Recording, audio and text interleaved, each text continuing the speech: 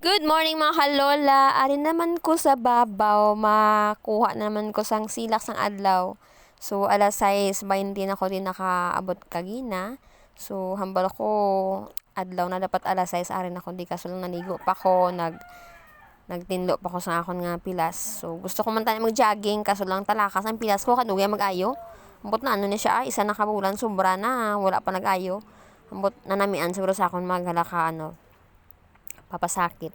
So, share ko lang sa mga babae out there. So, sa una, sang bata pa ko, grabe gid sa ako nga trabahuso. Hasta subong. So, ginahambal ako sa una ni Lola Bibang, hindi ka maghalaka bira-bira obra. Dapat hagan-haganan mo lang, hay magtigulang ka, sukton ka. So, nag-abot gid subong ang time, ginsukot ko, grabe na subong ako ni mga ginabatsyag sa lawas ko. Labi na gid sang last, gakalipong, kakalipungan, masimong tindo, galingan ng ulo, tungod sang time nga, okay pa, wala. Huwag na sa pakamang na batsa ganyan pawalaan lang. Tungod din na pinsar, maobra, mga libod, para maibakal bulong sang iloy ko. Pero, dapat kung palangga, tagaling atong pamilya, dapat halungan, tagid una nga atong kawalingon.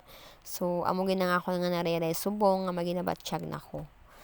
Dapat palanggaon, tagid atong kawalingon para makabulig ta sa pamilya ta, sang tayo yun. So, amo na for to this video,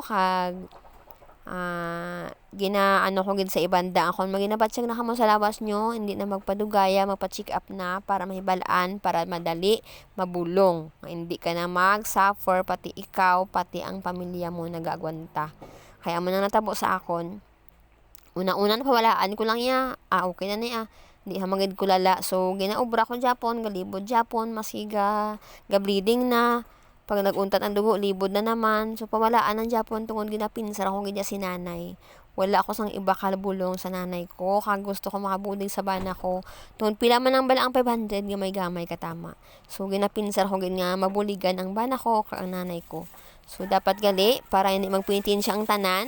Magagwanta ang tanan, halungan gid ang lawas naton. Tungod amo na ang atong kapital sa adlaw-adlaw nga tanan para makabulig sa pamilya ta. Pati sa aton nga nanay, kung may nanay patagi na palangga ta, palanggaon ta man ang lawas ta. So, amo lang ginang mahamba ko sa inyo, kung may nabatsyag ka mo, pa-check up, gidayon. So, amo na for today's video. Bye-bye, God bless, and see you sa next vlog. Thank you for watching.